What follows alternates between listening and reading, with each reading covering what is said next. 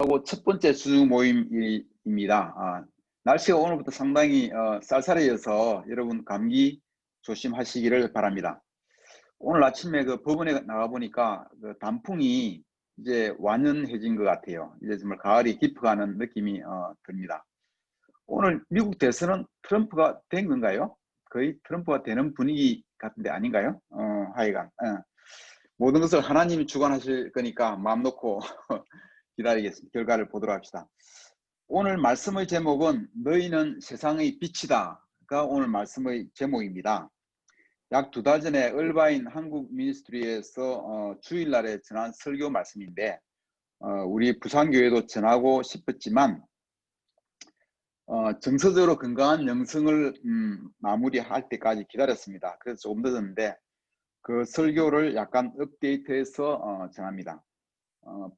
포인트는 한 가지밖에 없습니다. 제가 화면 공유를 좀 하겠습니다.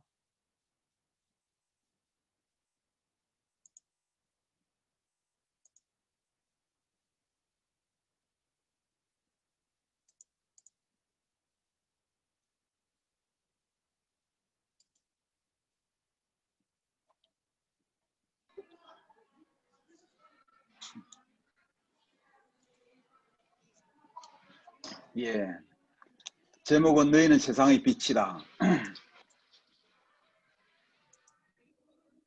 포인트는 빛은 하나님에게서 온다가 전부입니다.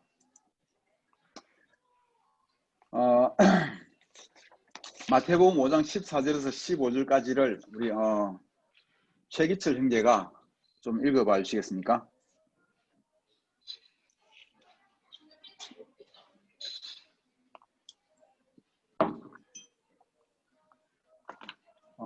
최기철 형제 준비 안 됐나요?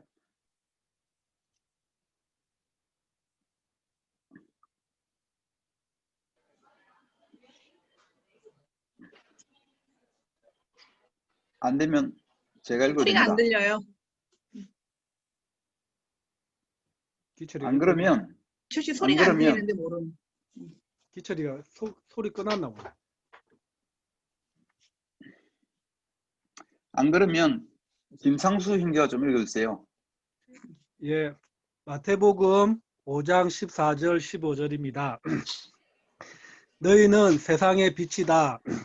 산 위에 있는 마을은 잘 보이기 마련이다. 등불을 켜서 그릇으로 덮어둘 사람은 아무도 없다. 오히려 그것을 등잔대 위에 올려놓아 집안에 있는 모든 사람에게 비치게 하지 않겠느냐. 예, 감사합니다. 예수님이 우리를 세상의 빛이라고 하신 것은 우리가 이 세상에서 빛의 역할을 하라고 하시는 말씀일 것입니다. 우리 제자들은 이 세상에서 중요한 역할을 하고 다른 사람들에게 영향을 주어야 한다는 말씀입니다. 요 앞구절을 보면은 소금 얘기를 하고 계세요. 소금이 짠맛을 잃으면 소용이 없고 버려진다고 되어 있습니다. 우리 제자가 짠맛을 잃거나 빛의 역할을 하지 않으면 삶의 의미가 따로 없을 것입니다. 존재의 이유를 다른 데서 찾기가 어렵다는 얘기입니다. 여러분은 어떻게 주변 사람들에게 영향을 잘 주고 계십니까? 빛과 소금의 역할을 잘 하고 계시는 것 같습니까? 고린도전서 1장 28절을 현대인의 성경으로 보면은 세상이 대단한 인물로 여기는 사람들을 형편없이 낮추려고 천한 사람과 멸시받는 사람과 보잘것없는 사람들을 택하셨습니다. 라고 되어 있습니다. 프로축구 유럽리그에서 손흥민 선수가 몸값이 얼마인지 아세요? 매주 벌어들이는 돈이 3억 원이라 그럽니다. 지금 곧 계약을 맺을 건데 지금은 2억 조금 넘는데 매주마다 3억 원을 번대요. 하루에 4,300만 원 번다는 얘기입니다. 하루를 보통 사람 연봉만큼 버는 것 같아요. 거기에 그 가장 잘한다고 하는 메시나 호날두 같은 사람은 연봉 1,000억 원, 하루에 3억 원을 번다 그래요. 미국의 유현진 야구 선수도 하루에 약 6천만 원을 벌고 있습니다. 헐. 유럽이나 미국의 축구팀과 야구팀은 우수한 성적을 거두기 위해서 잘하는 선수를 돈을 많이 주고 높은 연봉을 주고 영입해서 우수한 선수들로 팀을 만듭니다. 우수한 선수가 많을수록 우수한 성적을 거둘 수가 있기 때문이죠. 그런데 여러분 혹시 1980년대의 인기 만화 공포의 외인구단이라고 아십니까? 네. 공포의 외인구단을 아시는 분은 연세가 좀 있는 분들일 것입니다. 난 네가 좋아하는 것이라면 무엇이든지 할 수 있다는 그 유행가 노래도 있었죠. 이 만화에서는 유럽 리그와는 달리 우수한 선수가 아닌 야구 선수를 하다가 도태되고 낙오되어서 선수 생활을 포기한 보잘것없는 사람들을 다 불러 모읍니다. 그래서 팀을 꾸립니다. 그리고는 지옥 훈련을 통해서 아주 놀라운 팀으로 변모를 해요. 나중에는 너무나 놀라운 우수한 성적을 거두며 우승을 합니다. 그야말로 말도 안 되는 만화에서만 볼 수 있는 이야기입니다. 그런데 이러한 만화 같은 이야기를 근데 하나님의 나라가 이와 비슷합니다. 말씀에서 보면은 하나님은 세상에서 우수한 사람을 뽑아서 팀을 만든 것이 아니라 천한 사람, 멸시받는 사람과 보잘것없는 사람들을 선택하셨다고 했습니다. 그러한 천하고 멸시받는 사람과 보잘것없는 사람들을 부르셔서 팀을 꾸리고 너희가 세상의 소금 역할을 하라고, 너희가 세상에서 빛의 역할을 하라고, 너희는 빛이라고 하시니 세상적인 관점에서 보면 참으로 만화 같은 이야기이고 아이러니한 이야기가 아닐 수 없습니다. 그러나 하나님은 그러한 보잘것없는 사람들을 통하여 하나님의 빛을 세상에 비추기를 원하시고 그것이 하나님의 뜻이고 그것을 통해서 하나님의 영광을 드러내시기를 바라는 것입니다. 이것이 오늘의 설교의 요지이고 전부입니다. 출애굽기 34장 28절에서 29절까지를 우리 강종선 형제가 좀 읽어봐 주시겠습니까? 출애굽기 34장 28절에서 29절. 읽겠습니다. 모세는 여호와와 함께 그곳에서 40일 동안 밤낮 있으면서 아무것도 먹지 않고 마시지도 않았다. 그리고 여호와께서는 계약의 말씀 곧 십계명을 두 돌판에 기록하셨다. 모세가 여호와 말하였으므로 그가 십계명의 두 돌판을 가지고 시내산에서 내려올 때 그의 얼굴에서 광채가 났으나 자신은 그것을 깨닫지 못하였다. 예, 감사합니다. 아주 빛났던 사람 생각하면은 먼저 모세가 떠오릅니다. 모세는 광야에서 40년을 살았습니다. 위대한 사람들과 함께 거기서 결혼하고 가족을 이루고 살면서 예전의 꿈과 희망이 다 사라졌을 즈음에 하나님은 모세를 부르시고 이스라엘 민족을 인도해 내라고 사명을 주십니다. 자신이 모든 것을 내려놓고 힘이 빠졌을 때, 힘을 다 뺐을 때, 아주 보잘것없는 목동 신세로 완전히 정착했을 때, 그의 자신감도 다 사라졌을 때 하나님이 그를 부르신 것입니다. 이스라엘 백성을 이끌고 시내산으로 와서 예배드릴 때 하나님이 모세를 보낸 징표가 될 것이라던 그 일이 이루어졌을 때, 그러니까 이스라엘 백성을 이끌고 나와서 처음 모세를 하나님 만나셨던 그 산으로 왔을 때 모세가 그 산에 올라가서 40일 동안 금식하면서 하나님과 시간을 보냅니다. 그리고는 십계명 돌판을 받아가지고 내려왔는데 그때 그의 얼굴에는 광채가 났습니다. 백성들이 두려움을 느껴 가까이 가지 못할 정도로 빛났다고 합니다. 여러분은 언제 얼굴에 광채가 납니까? 언제 샤이닝한 사람이 되는 것 같아요? 아마도 기분이 좋을 때나 뭐 생일 파티 때 또는 뭐 아주 기쁜 일이 생겼을 때 그럴 것입니다. 우리가 이 세상의 빛이 되기 위해서는 모세처럼 하나님께 가까이 가는 것이 중요합니다. 모세처럼 40일을 금식하며 기도할 수 있다면 누구라도 다 얼굴에 빛이 나지 않겠습니까? 하나님과 그만큼 시간을 많이 보내면 우리 모두가 다 얼굴에 광채가 날 만큼 영적이 될 것입니다. 스데반도 순교 직전 예수님을 보았고 얼굴이 천사의 얼굴 같았다고 기록되어 있습니다. 천사의 얼굴 같았다면 빛이 많이 났을 것 같습니다. 사실 우리가 젊어지거나 예뻐지는 비결은 비싼 화장품 쓰는 것보다 영적이 되는 것이 돈도 안 들고 훨씬 더 나은 방법일 것입니다. 하여간 우리의 얼굴에 빛이 나려면 스데반처럼 영적이 되거나 모세처럼 40일 금식 기도할 만큼 하나님과 충분한 시간을 보내면 그렇게 될 수 있을 것입니다. 어떻습니까? 여러분은 하나님과 얼마나 시간을 보내고 있습니까? 우리는 이 세상에서 보이는 사람들 사이에 살고 있기 때문에 너무나 많이 사람들을 의식하며 삽니다. 보이지 않는 하나님에 대해서는 정작 생각할 겨를이 많이 없습니다. 아침에 큐티하는 시간이 전부일지도 모를 일입니다. 사람들과 많은 시간을 보내며 세상의 생각이 우리를 정복하고 있을지도 모릅니다. 그만큼 우리의 환경이, 여건이 세상적이 되기 쉬운 그런 여건에 있습니다. 여러분, 맹모삼천지교란 말에 대해서 들어보셨죠? 맹자의 어머니가 맹자를 올바르게 교육시키기 위해서 좋지 않은 환경을 계속 바꿔갔습니다. 3번이나 이사를 했다 그래요. 공동묘지 옆에 사니까 장의사 놀이를 계속하고 있어. 다음에 옮긴 곳이 시장 옆인데 시장 옆에 가니까 뭐 장사하고 이런 자꾸 놀이를 하고, 그래서 나중에 걸방으로 옆으로 이사를 갔다고. 그 말은 아이들 교육에 있어 주위 환경의 영향이 아주 크다는 얘기입니다. 그런데 아이들뿐만 아니라 어른들도 마찬가지입니다.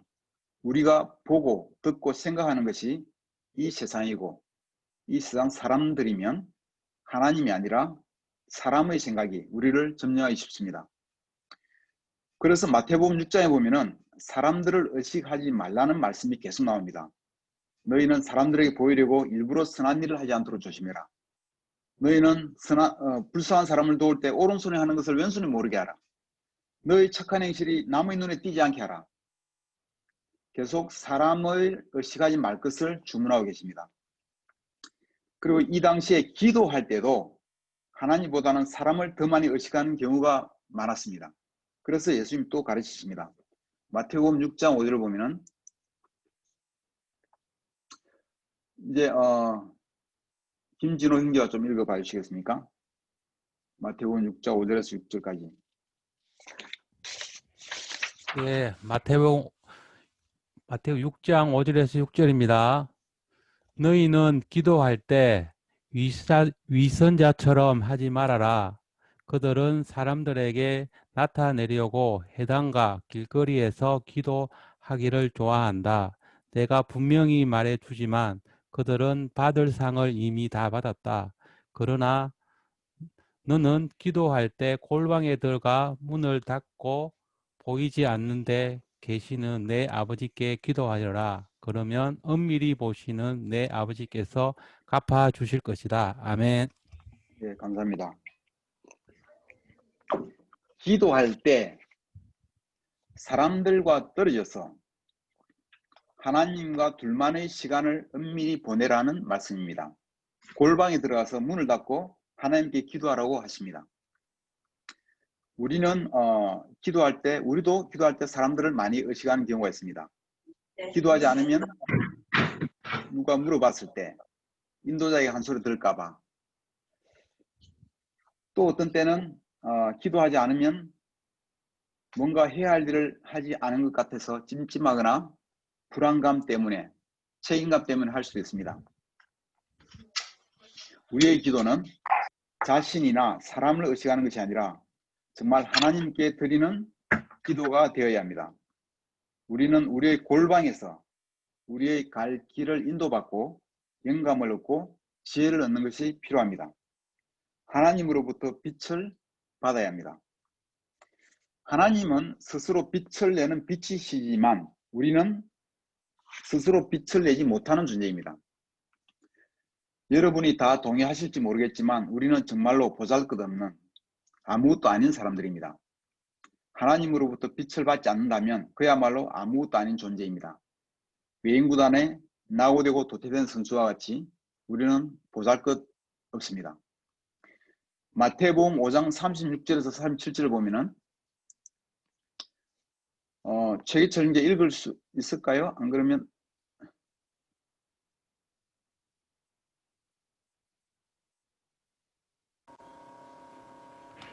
소리 들리나요?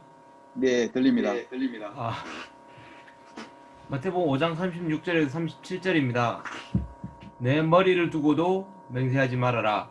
너는 머리카락 하나도 휘거나 검게 할 수가 없다. 너희는 그저 예할 것은 예하고 아니요 할 것은 아니요라고만 말하여라. 그 이상의 말은 악에서 나오는 것이다. 예, 감사합니다. 하나님은 우리를 통하여 세상에 영향을 주기를 원하시고 우리가 세상의 빛이 되기를 원하시지만 우리에게는 아무런 능력이 없습니다. 아무리 부자라도, 아무리 공부를 잘해도, 강종승 형제라도, 또 아무리 영적인 사람이라도, 광야의 요한도 우리의 머리카락 하나를 검게 하거나 희게 할 수 없습니다. 우리는 그저 예할 것은 예하고 아니요 할 것은 아니요 라고만 말할 수 있을 뿐입니다. 어린 노혜정이가 벌써 우리 곁을 떠났습니다. 지난 1월 초에 그 가족이 다 부산교회에 방문했을 때 이제 다 나왔어요 하고 말하던 혜정이가 1년도 채우지 못하고 하늘나라로 떠났습니다. 서울대병원, 삼성병원, 세브란스 병원 등 명성 있는 병원들의 건물이 위용을 자랑하지만 실제로 거기서 할 수 없는 것이 너무나 많습니다. 우리 부산 미션팀 멤버였던 박미영 자매가 폐혈증으로 하나님께로 먼저 떠났습니다. 미국에서도 그 중에 나은 병원으로 이송했지만 어쩔 수 없습니다. 육체적 질병뿐 아니라 하나님의 말씀을 따라가는 것도 우리 힘으로 잘 안됩니다. 분노 조절도 우리 힘으로 안됩니다. 우리 사회는 분노 조절 장애로 여러가지 비극이 발생하고 있습니다. 신문에 나는 특별한 이야기, 살인이나 폭력 사건은 별도로 하더라도 우리 일상의 과정에서 분노 조절 장애로 수많은 상처가 발생하고 관계들이 깨지고 있습니다. 저만 그런지 모르겠습니다. 여러분은 어떠신가요? 저는 사람들과의 관계에서 화를 분출함으로 인해서 관계를 망가뜨린 적이 한두 번이 아닙니다. 특히 아이들을 키울 때는 약하고 나한테 전적으로 의존할 수밖에 없는 아이들은 제 분노 조절 장애의 가장 큰 피해자입니다. 화내고 소리치고 때로는 연필 던지고 수개월 동안 또는 수년 동안의 공든 탑을 한순간에 무너뜨리는 경우가 많았습니다. 제 힘으로는 저의 분노를 조절할 수가 없습니다. 저는 보잘것없는 존재입니다. 이틀 전에도 우리 딸 희수 도로운전 연습시키다가 화를 내고 소리를 쳤습니다. 그래서 사과해야 했고 참 자괴감을 또 느꼈습니다. 제 원대로 제 힘으로 할 수 있는 게 별로 없습니다.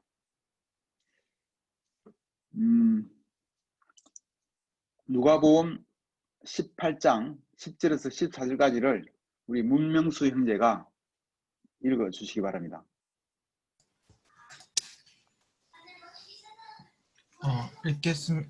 읽을게요. 네. 두 사람이 기도하려고 성전에 올라갔는데 하나는 바리새파 사람이었고 또 하나는 세무원이었다.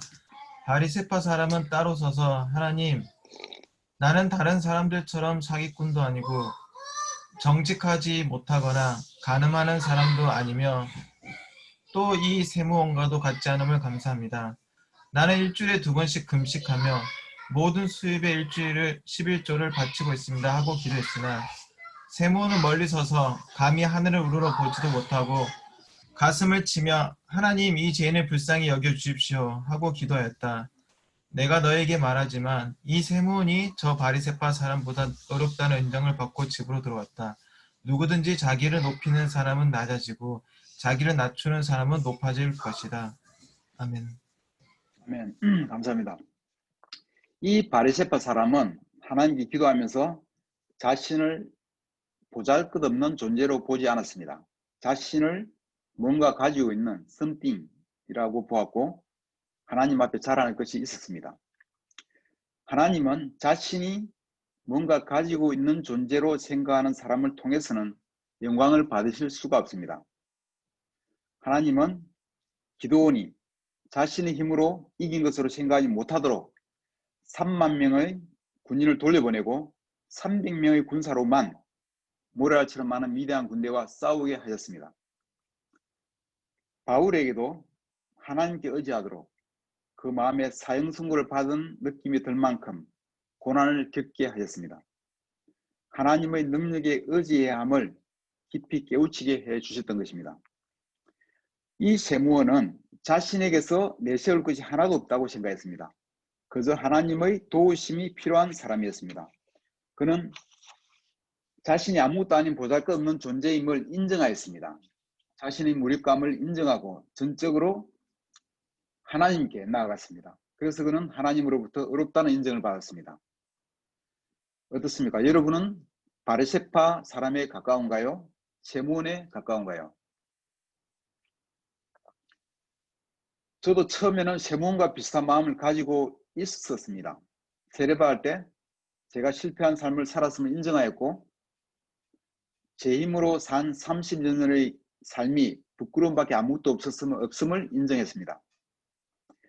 자신이 보잘것없는 사람을 보았고 하나님께 항복했습니다. 그 이후 저는 하나님 나라에서 많은 축복을 받았습니다. 분에 넘치는, 잔이 넘치는 축복을 받았습니다. 마음을 터놓고 교제하는 형제들이 있고 그 이후로는 제가 외로움이라는 것을 몰랐어요. 21년째 아내와 아이들과 가정을 이루고 잘 살고 있습니다. 저는 그전에는 주변의 친구들과 관계를 잘 만들어가지 못하였고 결혼도 자신이 없었던 사람입니다. 사람들 앞에만 서면 벌벌 떨던 제가 이제 설교도 하고 성경을 가르치며 오히려 다른 사람의 삶을 도와주기도 합니다. 산전수전 다 겪은 올드 제자이고 영적인 나이도 저보다 많은 사람은 손에 꼽을 정도입니다. 장년부 어르신들 외에는 육적인 나이도 거의 가장 최고 수준입니다. 저는 마치 뭔가 된 것처럼 제 마음이 변했습니다. 저는 세무원에서 언제부터인가 바리새파 사람이 된 것 같습니다. 아무것도 아닌 보잘것없는 존재에서 이제는 뭔가 가지고 있는 괜찮은 사람이 된 것 같습니다. 스스로 빛을 낼 수 있다고 나도 모르게 그렇게 생각하고 있었던 것 같습니다.